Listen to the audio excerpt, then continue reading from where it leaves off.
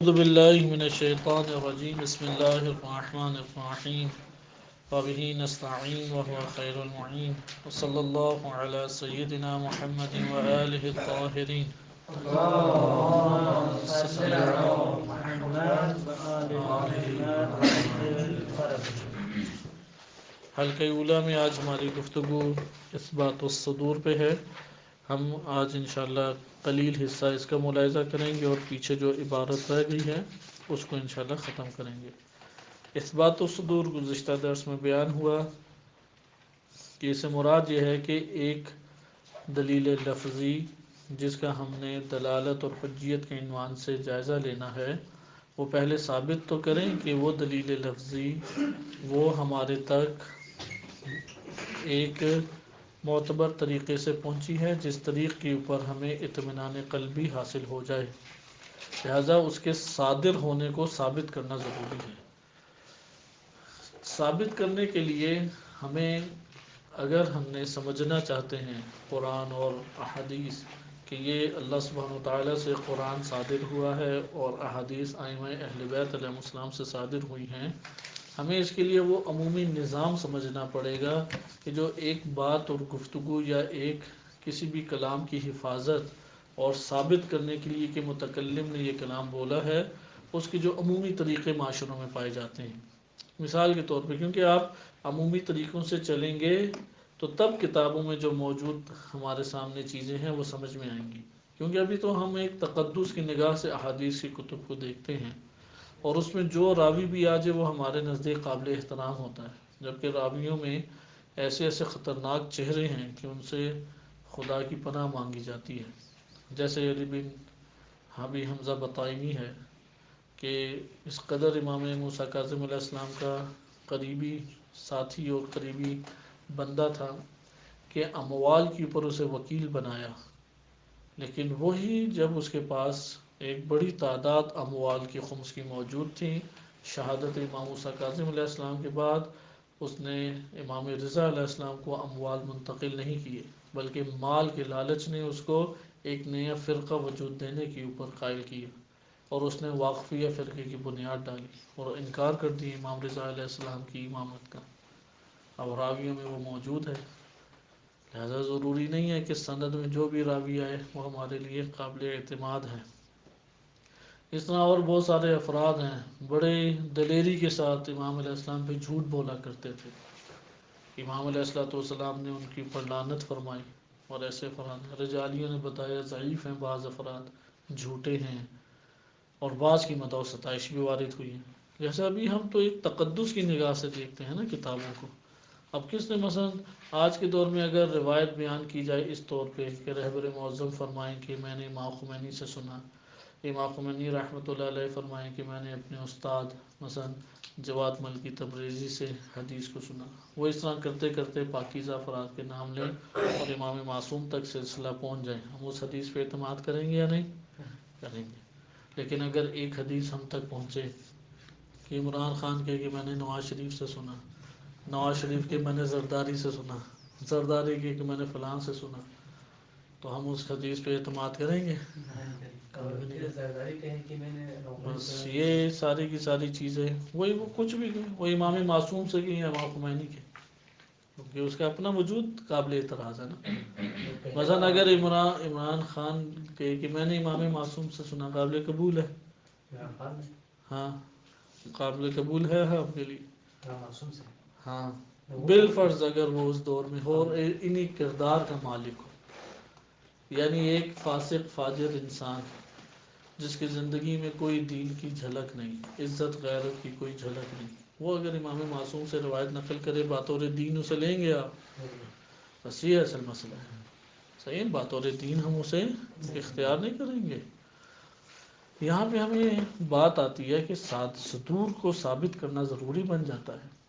آئے اب ہم معاشرے میں عمومی طور پہ دیکھتے ہیں کہ آپ نے ایک کلام کو اگر حفاظت سے کسی تک پہنچانا ہے تو اس میں آپ ایک اہم ترین طریقہ کار تواتر ہے. تواتر آپ نے یہ تین طریقے عقلی پیمانے پہ انشاءاللہ ہم اسے دلیل سے عقلی دلیل سے ثابت کریں گے، یعنی ان کے اوپر ہمیں یقین ہے کہ یہ طریقہ کار یقین تک پہنچ جاتا ہے. تواتر کا مطلب ہوتا ہے تسلسل. مثال کے طور پہ ایک حادثہ باہر برپا ہو اور آپ کو بھی کچھ اس کے قرائن کچھ نہ کچھ بس احتمالی طور پہ پتہ لگے.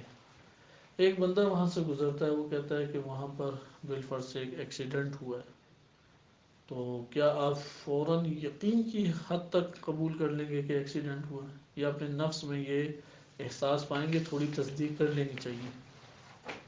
یہ احساس پائیں گے نا کہ تصدیق کر لینی چاہیے.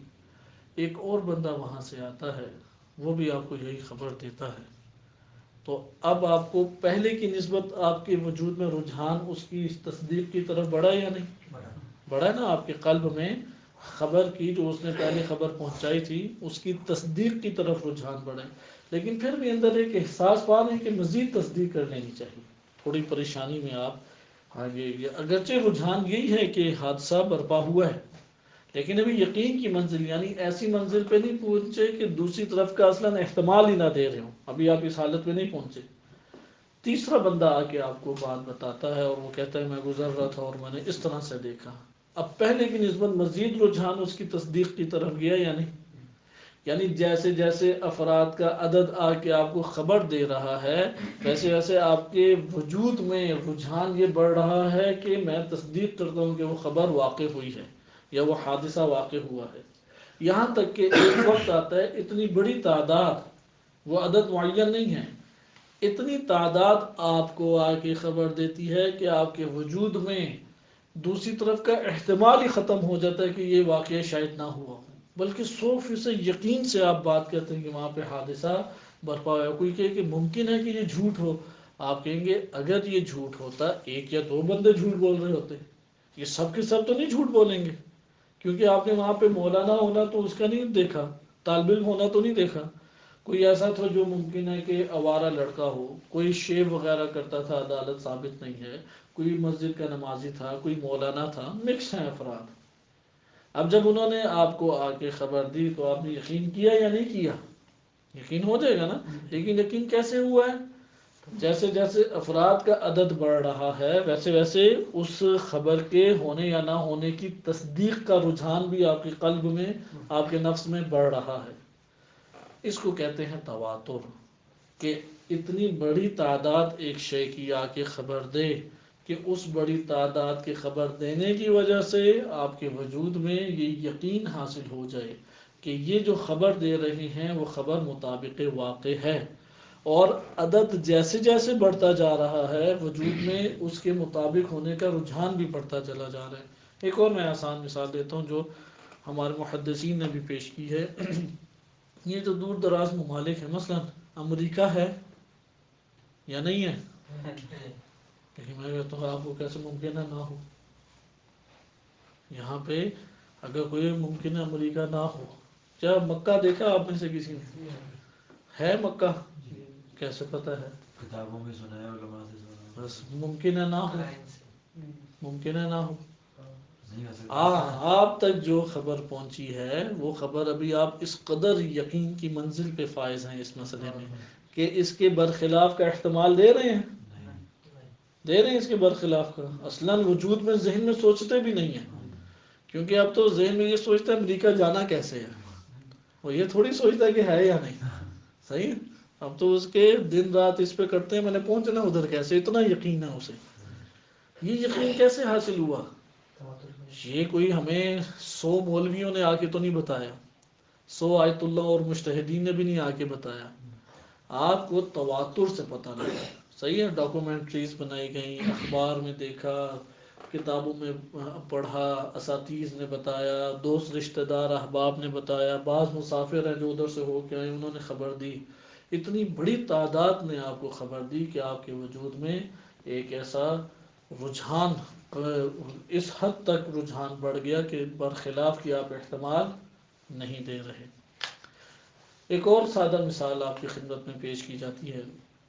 آپ کو کہا جائے کہ ابھی ابھی کچھ عرصہ پہلے انڈونیشیا میں 2 عجیب و غریب جزیرے بنے ہیں، پہلے وجود نہیں تھا، اچانک وہ وجود میں آ گئے ہیں. تو آپ فوراً قبول کر لیں گے بتانے والے کی یہ بات؟ نہیں کریں گے نا فوراً. اب دیکھیں ایک خطے کے بارے میں یقین سے کہہ دیں، دوسرے خطے کے بارے میں شک، لیکن ٹی وی میں ڈاکومنٹریز دکھا دی جائے، پاکستان کے 10 چینلوں میں اس کی خبر سنائی جائے، اخباروں میں بھی چھپے، کوئی مسافر ادھر سے ہو کے بھی آ کے بتائے، پھر آپ یقین کریں گے یا نہیں؟ کیوں؟ کیونکہ اتنی بڑی تعداد نے آ کے اس کے ہونے کی خبر دی ہے کہ اس سے آپ کو یقین حاصل ہو گیا. اسے کہتے ہیں تواتر مسلسل.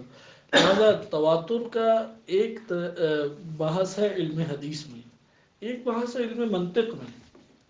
شیخ صدر رحمۃ اللہ علیہ نے جس جہت کو ملاحظہ کیا ہے وہ منطقی ہے، کیونکہ عقلی پیمانے پہ ہم ادھر جائزہ لے رہے ہیں، نہ کہ ہم یہاں پر جائزہ لے رہے ہیں علم حدیث. علم حدیث میں 4 یا 5 شرائط رکھی جاتی ہیں.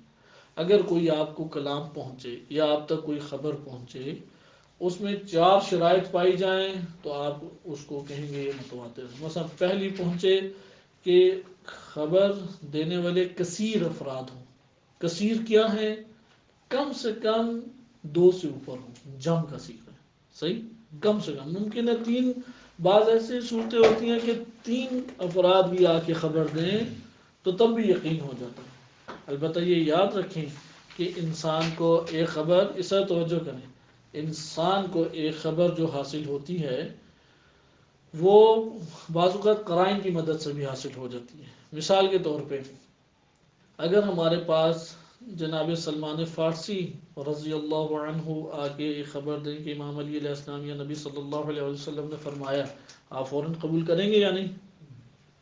یا نہیں کریں گے؟ نہیں کریں گے. امام علی علیہ السلام خود آگے کہیں کہ تب کریں گے. تب کیسے کیوں کریں گے؟ سلمان فارسی ایک معمولی شخصیت نہیں ہے، یعنی آپ نے ان کا اس کا مطلب حالات زندگی نہیں پڑھی. اگر آپ ان کی حالات زندگی پڑھیں تو تب آپ کو یہ پتہ لگے گا. روایات میں وارد ہوا ہے کہ لقمان سے افضل ہیں، لقمان سے بھی. لقمان ان کا ذکر قرآن میں پوری سورہ ان کے نام پہ ہے، جناب لقمان. ان سے افضل سلمان کو قرار دیا گیا. اس قدر فضیلت ہے کہ روایات میں وارد ہوا ہے کہ کوئی ہستی ایسی غیر معصوم نہیں ہے کہ جو سلمان سے افضل ہو. کوئی ایسی ہستی موجود نہیں ہے. من اہل بیت تو کافی لوگوں کا، اس کے عمومی ضابطے میں ہم سب آ جاتے ہیں. بہرحال ابھی توجہ کریں، یہ بیان کرنا چاہ رہا ہوں بعض اوقات قرائن کی مدد سے یقین حاصل ہوتا ہے اور بعض اوقات عدد کی کثرت کی وجہ سے یقین ہوتا ہے. تواتر قرائن کو نہیں کہتے، کیونکہ سلمان کے پاس عدالت، علم، عمل اور یہ چیزیں موجود ہیں، یہ قرائن بن جاتے ہیں. اگر ان قرائن کو ہٹا دیں تو پھر سلمان کی خبر ہمیں فائدہ نہ دیتی.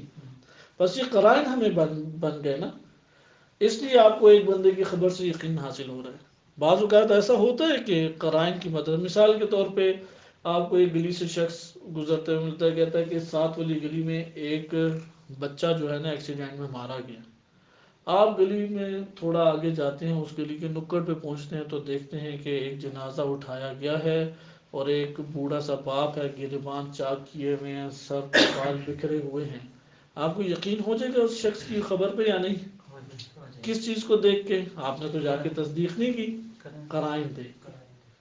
اگر قرائن دیکھ کے آپ کو ایک خبر کے صدور کے اوپر یقین حاصل ہونا یا ایک واقعے کے ہونے کے اوپر آپ کو یقین حاصل ہو تو اس کو تواتر نہیں کہتے، اس کو کہتے ہیں خبر واحد محفوف بالقرینہ. واضح بات.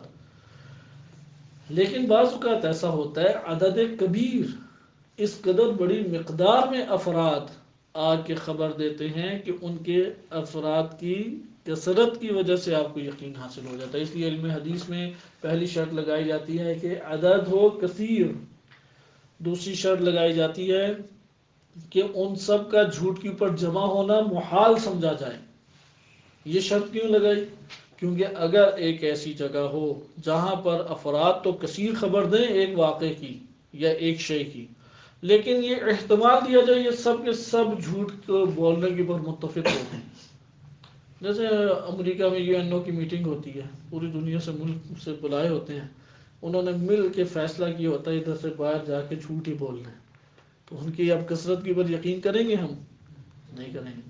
یہ ہمارے ساتھ خود ایسا ہوا بھی ہے کہ جب یہ حزب اللہ کی جنگ ہوئی تھی اسرائیل کے خلاف 2006 میں 33 روزہ جنگ، تو ہم مدرسے میں موجود تھے. تو وہاں پہ عرب چینل اور ایرانی چینل فقط آتے تھے، تو ہم اکثر اوقات خبر نامے کے سامنے ہوتے تھے جو العالم ہے یا الجزیرہ ہے یا اس طرح سے. تو العالم میں ایک خبر چل رہی ہے اور المنار میں، اور العربیہ جو معروف عربوں کا چینل ہے اس کے کاملاً برخلاف خبر چل رہی ہے، کاملاً. CNN، BBC، العالم، پاکستانی ٹی وی وہ یہ خبریں دے رہے ہیں کہ اس وقت اسرائیل کی فوجوں نے ایک بڑے خطے کے اوپر قبضہ کر لیا اور اتنے افراد حزب اللہ کے مارے گئے اور انہوں نے ہتھیار پھینک دیے. یہ اس طرح کی خبریں تاکہ لوگوں کا اور اپنے فوجیوں کا حوصلہ بڑھائیں، فوج کا حوصلہ بڑھانے کے لیے اور اپنی عوام کا. اور دوسری طرف کیا تھا، حزب اللہ کا ایک بندہ بھی ابھی تک مارا نہیں گیا، عوام کو انہوں نے ظلم و ستم کا نشانہ بنایا، فلاں شہر میں انہوں نے کر دیا اور محاصرے میں لے لیا ہے اسرائیلی فوج کو، اتنا ان کا نقصان کر دیا. اب ایک میڈیا کیا بیان کر رہا ہے، کاملاً جھوٹی تصویر. CNN، جیو یا اس طرح کے جتنے بھی ہیں، BBC، کیونکہ انہوں نے ہر ملک میں اپنے بڑے بڑے چینل کھولے ہیں. یہ جو استعماری ہیں انہوں نے ہر ملک میں بڑے بڑے چینل ابھی بنائے ہوئے ہیں، وہ پوری دنیا میں ایک خبر کو نشر کرتے ہیں اور پوری دنیا جو ٹی وی کو دیکھ رہی ہے اسے یقین کر لیتے ہیں. اور پاکستان میں یہ بھرمار دوسروں کی نسبت اس لیے زیادہ ہے کہ ادھر استعماریت پھیلانے کے سب وسائل مہیا کیے گئے، اس لیے آئے روز ایک ٹی وی چینل ایجاد ہوتا ہے اور وہ بھی خبر نامے کے اوپر. اس قدر خبر نامے کی طرف لوگوں کا بھی رجحان بڑھا ہے کہ ڈرامے وغیرہ اور فلموں وغیرہ کے چینل ہی بند ہو گئے، ان کا کاروبار ٹھپ ہو گیا. وہ کام ہے جو بھی نہیں کر رہے ہیں خبروں کی کر رہے ہیں سارے. یعنی نقطے کی طرف ابھی توجہ کریں کہ وہ یہ نقطہ ہے کہ اگر ایک جگہ کے اوپر جمع ہو جانا، یعنی آپ نے ملاحظہ کیا کہ ایک جگہ پہ جھوٹے افراد کا جمع ہو جانا، اس کا احتمال دیا جائے تو وہاں کثرت سے آپ کو یقین حاصل ہوگا؟ نہیں ہوگا. اس لیے آپ نے تواتر کے لیے علم حدیث کی روشنی میں دوسری شرط کیا لگائی ہے کہ ضروری ہے ان کے وہاں پر ان سب کا جھوٹ پر جمع ہونا محال قرار دیا جائے. اور یہ احتمال کب ہوتا ہے؟ اتنا جان لینے سے کہ یہ پروپیگنڈا نہیں ہے. بعض جگہ ہوتی ہے نا پروپیگنڈا کا استعمال کیا جا سکتا ہے. آسان مثال آپ لوگوں کی ادھر کی دیتا ہوں تاکہ آپ کو اچھے طریقے سے سمجھ آ جائے. مثلا ایک برادر ہے، وہ یہ سمجھتا ہے کہ سارے مجھ سے یار تھوڑے الجھے ہوئے رہتے ہیں، ٹھیک ہے، تھوڑے ناراض اور الجھے ہوئے ہیں اور میری شکایات لگاتے ہیں. تو ایک چیز ہے اس کا، ایک مثلا کوئی مسئلہ ہمارے سامنے آتا ہے، بالفرض اس نے درس کے لیے نہیں گیا یا نماز فجر میں حاضر نہیں تھا، بعد میں نماز خود سے اس نے ادا کی اور ہم نے یہ رکھا ہے کہ نماز فجر میں جماعت سے آپ ضرور شرکت کریں. اب جب وہ آیا وہ کہیں گے نہیں میں تو تھا اس میں. تو یہاں پہ ہم 1 2 3 4 5 10 15 بندوں سے پوچھتے ہیں اس کے سامنے، وہ سب کہتے ہیں کہ نہیں یہ موجود نہیں تھا، وہ کہتے ہیں نہیں میں تھا. اب جب ہم اسے کہتے ہیں کہ اتنی زیادہ تو سارے جھوٹ نہیں بول رہے ہوں گے، وہ کہتے ہیں نہیں یہ تو ہیں ہی میرے دشمن، یہ تو سارے میرے خلاف ہیں. اب وہ یقین کر رہے ہیں ان سب کی گواہی پہ، وہ بندہ نہیں کر رہا نا گواہی پہ، یعنی جس کے خلاف بولا جا رہا ہے وہ جو خود بندہ ہے وہ کیا کہہ رہا ہے کہ یہ سب جھوٹ بول رہے ہیں کیونکہ مجھ سے دشمنی کر رہے ہیں. یعنی اس بندے کو، یعنی میں اپنی بات نہیں، یہاں پہ مثال میری طرف نہیں ہے، اس بندے کی طرف ہے جس کی شکایت لگائی گئی ہے. اس کو یقین حاصل ہو رہا ہے کثرت کی خبر کے اوپر، ہو رہا ہے یقین؟ نہیں ہو رہا. کیوں نہیں ہو رہا؟ کیونکہ اس کے نزدیک یہ احتمال موجود ہے، ساروں نے میٹنگ کی ہو جمعے والے دن اور بل کے فیصلہ کی ہو کہ یار اس بندے کے خلاف ہم نے ضرور یہ کوششیں کرنی ہے کہ الٹی خبریں پہنچائی جائیں. وہ چونکہ اپنے وجود میں یہ خبر احتمال دے رہے ہیں نا، اس احتمال دینے کی وجہ سے یہ کثرت اسی یقین کا فائدہ نہیں دے رہی. بس یہی بات ہے کہ اگر ایسے مقامات ہوں کہ جہاں پہ یہ احتمال دیا جا سکے کہ یہ سب جھوٹ کے اوپر متفق ہیں، جیسے شام کی جنگ، شام کے باغیوں سے جنگ تھی، وہاں پہ امام علی علیہ السلام کے خلاف جھوٹا پروپیگنڈا کیا گیا. اب اس پروپیگنڈا کے نتیجے میں لاکھوں افراد ہیں جو امام علی علیہ السلام کی طرف جھوٹی باتیں منسوب کرتے ہیں. اس کثرت کی وجہ سے ہمیں اس خبر کی صداقت کے اوپر یقین آئے گا؟ نہیں آئے گا. کیوں؟ کیونکہ ان سب کا جھوٹ کے اوپر جمع ہونا ممکن ہے. تواتر کب بنتا ہے کہ جب محال قرار دیں گے سب کے سب جھوٹ کے اوپر متفق ہوں. یہ کب ہو سکتا ہے؟ جب عادی حالات ہمارے سامنے ہوں. صحیح ہے. جب ہمارا مثال کے طور پہ ابھی پاکستان میں دھرنا ہوا، کوئی خادم صاحب ہیں جنہوں نے حکومتوں کی بڑی خدمت کی ہے، اب اس کو کوئی وہ بڑا شور شرابہ مچائیں، پورے ملک میں دھرنے دیں، کوئی کہے گا کہ خالص نیت کے ساتھ انہوں نے کیا ہے، یا ایک احتمال پایا جاتا ہے ممکن ہے گورنمنٹ کے مفادات کے لیے انہوں نے قدم اٹھایا ہو، یا ممکن ہے پیچھے کوئی ادارے موجود ہوں، ہو سکتا ہے نا. تو ہم اس سب اتنے بڑے مجمع کے باوجود اس کی باتوں کی تصدیق نہیں کریں گے، کیونکہ اس کی شخصیت بھی ہلکی ہے، افراد بھی اس طرح سے حرکتیں کر رہے ہیں. لیکن بعض اوقات ایسا ہوتا ہے جیسے امام خمینی رحمۃ اللہ علیہ، اب جب وہ آئے ہیں تو اور لوگوں نے ان کی شخصیت کے مطابق گفتگو کی اور راہبر بالفرض انہیں کہا، تو ہم اتنی بڑی تعداد دیکھ کے ان کی بات کو قبول کریں گے جو لوگ کہہ رہے ہیں یا نہیں. بس اس طرح کی چیزیں ہیں کہ اگر کثرت کا جھوٹ کے اوپر جمع ہونے کا احتمال موجود ہو، وہ تواتر نہیں کہلاتا. آپ کو تواتر ثابت کرنے کے لیے ضروری ہے کہ آپ پہلے یہ ثابت کریں کہ یہاں پر ان سب کا جھوٹ کے اوپر جمع ہونا محال ہے. ممکن ہے یا نہیں. محال ہے، ممکن ہے نہیں. محال کسے کہتے ہیں؟ ناممکن. ناممکن. احسن. کسے؟ آپ نے اگر یہ کہا نا ممکن ہے یا نہیں، تو وہاں پہ قابل اعتماد نہیں ہے. ٹھیک ہے. یا ثابت ہو جائے کہ انہوں نے جھوٹ کے اوپر اتفاق کیا ہے، یا احتمال دے رہے ہوں کہ ممکن ہے کہ جھوٹ کی بنیاد پہ گئے. ان دونوں مقامات پہ تواتر نہیں ہے. تواتر کے لیے ضروری ہے کہ آپ عام عادی حالات ہوں اور یہ احتمال آپ کے وجود میں پیدا، یعنی یہ یقین آپ کے وجود میں پیدا ہو رہا ہے کہ یہ سب کے سب جھوٹ کے اوپر جمع نہیں ہو سکتے. تیسری چیز جو تواتر میں بیان کی جاتی ہے کہ یہ تسلسل باقی رہے، یہ خبر دینا کسی طبقے میں ٹوٹ نہ جائے. مثال کے طور پہ صحابہ کرام ایک طبقہ بنتا ہے، تابعی دوسرا، طبع تابعی تیسرا طبقہ بنتا ہے، طبقات. اب اگر تواتر صحابہ کرام کے مرحلے پہ موجود ہے لیکن تابعی کے مرحلے پہ موجود نہیں ہے، تو ایسی خبر کو ہم کہیں گے تواتر نہیں. تمام طبقات، مثلا کسی نے 10 طبقات قرار دیے ہیں، تو ہم کہیں گے کہ 10 کے 10 طبقات میں وہ تواتر باقی رہنا چاہیے. لیکن اگر کسی جگہ ٹوٹ گیا، ہم کہیں گے مثلا چوتھے طبقے تک تو یہ متواتر ہے، اس سے آگے تواتر ثابت نہیں ہے. اصل میں تیسرے چوتھے طبقے کے بعد جب ہمارے شیعہ اور روات کے اعتبار سے انہوں نے ہمارے پاس علماء سید بروجردی رحمۃ اللہ علیہ، انہوں نے 12 طبقات بیان کیے ہیں. یا علامہ مجلسی رحمۃ اللہ علیہ کے والد تقی مجلسی رحمۃ اللہ علیہ، انہوں نے بھی طبقات اس طرح بیان کیے ہیں. تو ان میں سے 8 یا 10 طبقات کے بعد محدثین کا دور شروع ہو جاتا ہے اور ان کی کتابیں عام ہوگی. اس لیے ہم نے تواتر دیکھنے اس سے پہلے. بس تیسری شرط کیا ہوگی کہ یہ خبر تواتر کی، یعنی یہ کثرت یہ تمام طبقات میں باقی رہے. چوتھی شرط اہمیت کی حامل، جس شے کی وہ خبر دے رہے ہیں وہ حواس خمسہ سے درک کی جا سکتی ہو. اس کے اوپر بعض نے اعتراض بھی کیا ہے لیکن اکثر نے قبول کیا محدثین اہل سنت. وہ کیا ہے چوتھی شرط؟ خبر جس مضمون خبر ہے نا، مضمون خبر اس کو ایسے معانی پر مشتمل ہو جو معانی حواس خمسہ سے درک کیے جانے جا سکتے ہوں. حواس خمسہ سے، نہ کہ عقلی معانی ہوں. عقلی معانی تو حواس خمسہ سے نہیں درک کیے جاتے نا، بلکہ وہ تو عقل سے درک کیے جاتے ہیں. ممکن نہیں ہے. کیا؟ یہ تو ابھی میں مثال دیتا ہوں نا، آپ مثال کو دقت کریں گے سمجھ جائیں گے انشاءاللہ. یعنی حواس خمسہ سے وہ مضمون خبر، مثلا ایک راوی آگے کہتے ہیں میں نے نبی اکرم صلی اللہ علیہ وآلہ وسلم کو دیکھا، ان کے ہاتھ میں کنکریاں ان کی رسالت کی گواہی دے رہی تھی. اب یہ چیز آنکھوں سے اور کانوں سے درک ہو سکتی ہے؟ نہیں ہو سکتی. اس زمانے میں وہ بندہ دیکھ سکتا ہے یا نہیں؟ دیکھ سکتا ہے نا. وہ اپنے جو اس نے حواس خمسہ سے درک کیا آگے منتقل کر سکتا ہے.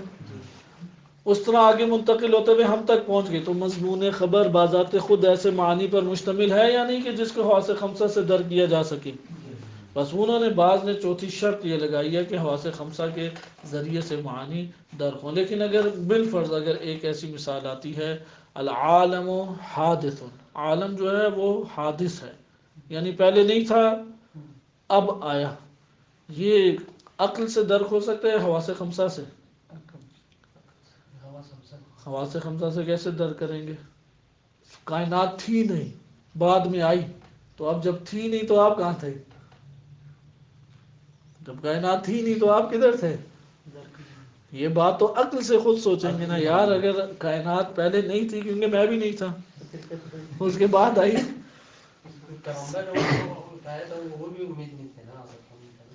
کیا چیز؟ وہ بذات خود ایسا مفہوم، خبر کا مفہوم ایسا ہے کہ جس کو راوی یہ کہہ سکتے ہیں میں نے حواس خمسہ سے درک کیا. کائنات جو حادث اور قدیم ہونا ہے یہ عقلی معانی ہے، اور عقلی معانی کے اعتبار سے آپ لیں گے علت اور معلول. آپ یہ کہتے ہیں کہ پوری کائنات کو اللہ تعالیٰ نے خلق کیا، اور یہ ان سب کے سبب اور علت اللہ تعالیٰ کی ذات ہے، اور یہ سب چیزیں اس کی معلول ہیں. اگر یہ خبر آپ کو بالفرض تواتر کے ساتھ ملے، یعنی کثیر راوی ہیں، خبر دی تمام طبقات میں موجود ہیں، اب یہ حواس خمسہ سے درک ہونے والی چیز ہے. حواس سے بھلا کیا کہتے ہیں؟ آنکھ سے جو دکھائی دے، کانوں سے سنائی دے، ہاتھوں سے لمس ہو، زبان سے چکھی جائے، ناک سے سونگھی جائے، اسے کہتے ہیں حواس خمسہ. اب یہ سب چیزیں معلوم ہیں، یہ ناک سے سونگھی جائے گی، زبان سے چکھی جائے گی، آنکھوں سے دیکھی جائے گی، یا عقل سے درک کی جائے گی. کہ آگ ہمارے سامنے تو آگ جل رہی ہے، آگ اور حرارت میں تعلق اور رشتہ کیا ہے، یہ تو عقل بتائے گی نا. کہ آگ نہ ہوتی تو حرارت نہیں ہوتی. صحیح ہے، اس نے کائنات کی چیزوں پہ غور و فکر کر کے یہ مطلب اخذ کیا. لہذا بعض نے یہ شرط لگائی ہے کہ عقلی مطالب نہ ہوں بلکہ حس سے وہ درک کی جا سکے. بعض نے پانچویں شرط لگائی ہے کہ یہ محدثین کی نگاہ میں ابھی بات چیت میں کر رہا ہوں تاکہ آپ کے لیے یہ مضمون اس جگہ پر کلیئر ہو، کیونکہ جو محدثین نے یہ اصطلاحات بیان کی ہیں یہ آپ کے پہلے 6 مہینے میں بیان ہونی چاہیے. ہمارے یہاں علم حدیث نہیں پڑھایا جاتا، وَإِلَّا اہل سنت میں پہلے 3-4 مہینوں میں یہ والے چھوٹے چھوٹے قاعدے بتاتے ہیں، پھر وہ اس سے آتے 4-5 سال کے بعد وہ حدیث کی کتاب کو منتقل ہوتے ہیں اور وہاں سے دین کو اخذ کرتے ہیں. ہمیں بھی یہ والی روش اپنے ادھر لانی چاہیے کہ حدیث اور قرآن کی کتاب براہ راست داخل ہو. الحمدللہ ابھی حوزے میں بہت تطور اور ترقی آئی ہے اور تیزی سے اس کی طرف بڑھ رہے ہیں. جیسے آپ نے حلقات میں دیکھا کہ روایات سے باقاعدہ مثالیں پیش کی گئیں، تو الحمدللہ یہ آگے ترقی جاری ہے. مقصد یہ ہے کہ محدثین نے یہ 5 شرائط لگے. 5ویں شرط یہ بیان کی ہے کہ اس سے یقین کا فائدہ ہوتا ہو. بعض نے کہا یہ نتیجہ ہے، جب 4 شرائط حاصل ہو جائے تو خود بخود یقین کا فائدہ حاصل ہوگا. البتہ یہاں پہ سوال یہ پیدا ہوتا ہے تواتر سے کوئی چیز محدثین نے جس تواتر کی بات کی ہے وہ پہنچا بھی ہے ہم تک یا نہیں؟ بلا شک و شبہ قرآن کریم اسی طرح تواتر سے پہنچا ہے. قرآن کریم نازل ہوا نبی صلی اللہ علیہ وآلہ وسلم پر، آپ صلی اللہ علیہ وسلم مجموعی طور پہ تعلیم فرمایا کرتے تھے. بہت سارے صحابہ کرام لکھ لیا کرتے تھے، حافظہ ان کا قوی تھا، سنایا کرتے تھے، نمازوں میں پڑھا جاتا تھا، لکھ کے لٹکایا گھروں میں جایا کرتا تھا. تو اس طرح سے پورے عالم اسلام میں قرآن پھیل گیا. لہٰذا قرآن کے پڑھنے میں اگر چھوٹی سی بھی خطا ہوتی تو افراد پکڑ لیتے کہ یہ تم کیوں خطا کر رہے ہو. چھوٹی سی بھی خطا ہوتی تھی، اتنا قرآن شائع ہو گیا. اس لیے وہ ہر زمانے میں پڑھا گیا، حفاظت کی گئی، اس پہ درس دیے گئے. تو اس طرح سے قرآن ہم تک پہنچائے، اسے کہتے ہیں تواتر. لیکن یہاں پر ایک سوال برپا ہوتا ہے. یہ ایک مجتہد عراق میں ہیں، میں خود مشہد سے باہر واپس قم آ رہا تھا تو میرے ذہن میں یہ سوال ہمیشہ کھٹکا کرتا تھا، چونکہ قرآن کریم جو تواتر سے آیا ہے اس میں تو عقلی مطالب ہیں. اگر ہم اس چوتھی شرط کو معتبر مانیں تو پھر تو ان آیات کے تواتر کو نہیں کہیں گے ہم. تو میں نے یہ سوال بعض جگہوں پہ اساتذہ سے کیا لیکن کوئی ایسا خاطر خواہ جواب نہیں موصول ہوا. ان سے بیٹھی تھی وہ شخصیت، میں نے پہچان لیا کیونکہ تصویریں وغیرہ دیکھی ہوئی تھیں، جب کہ معروف ہیں، دوسرا بڑا درس خارج ہونے کا ہوتا ہے. تو ان سے میں نے سوال کیا تو وہ کہتے ہیں کہ بڑے خوش ہوئے سوال سن کے. پھر وہ کہتے ہیں کہ میں نے اپنے درس خارج میں کئی دفعہ یہ بیان کیا یہ چوتھی شرط معتبر نہیں ہے، کیونکہ ہمیں 3 چیزوں سے پتہ لگ جاتا ہے اس کا. آپ کیوں حصی اور غیر حصی کی تقسیم لاتے ہیں؟ یہ تو اہل سنت محدثین کی اتباع میں شیعہ علماء میں بعض نے اسے نقل کیا ہے، ورنہ چوتھی ہونا ضروری تو نہیں ہے نا. آپ کو اس خبر کا تو یقین ہو جاتا ہے کیونکہ ہم نے تو خبر کے موصول ہونے یا نہ ہونے کو معتبر قرار دینا ہے.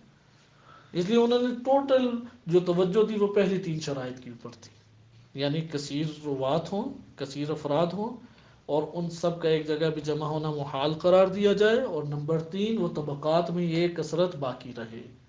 اب اس کے نتیجے میں جو خبر ہمیں موصول ہو رہی ہے اس کے صدور کا ہمیں یقین ہوگا، اور ہم نے صدور کو ادھر ثابت کرنا ہے، جیسے ابھی آپ نے دیکھا شہید صدر نے اس کو کہاں پہ رکھا، اس بات الصدور میں۔ آئے اب ہم عقلی پیمانے سے منطقی طور پہ جائزہ لیں انشاءاللہ۔ ابھی آج ہمارے پاس وقت کم ہے، تو کل میں آپ کے سامنے منطقی ایک ترتیب بیان کروں گا، بدیہیات میں سے ہے یہ، بدیہیات کی قسمیں، کیونکہ یقینیات کو 2 حصوں میں تقسیم کیا گیا منطق میں۔ اس کا ایک مقدمہ بیان کروں گا تاکہ آپ کو یہاں تک بات پہنچے جو شہید صدر رحمۃ اللہ علیہ نے بتائی ہے۔ شہید صدر نے آگے کے حلقات میں محدثین کے آراء کو ملاحظہ کیا ہے، کیونکہ ہماری اصولی کتابوں میں اسی طریقے سے تواتر کی شرائط آئی ہیں، جیسے محقق خلی رحمۃ اللہ علیہ انہوں نے معارج الاصول میں جب تواتر کو بیان کیا تو یہ 4-5 شرائط کے تناظر میں بیان کیا ہے، لہذا ہم ان شرائط کا انکار نہیں کر سکتے۔ لیکن شہید صدر رحمۃ اللہ علیہ نے تواتر کو تراکم احتمالات کی ایک قید کا اضافہ کر کے لیا ہے، اور یہ ان کا ایک ابتکاری اقدام ہے۔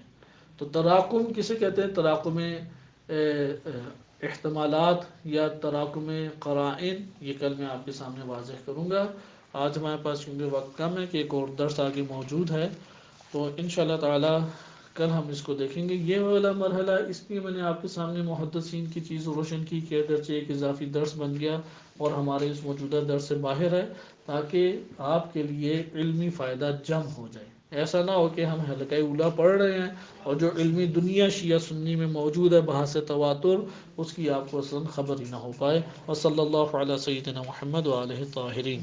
اللهم صل على محمد وآل محمد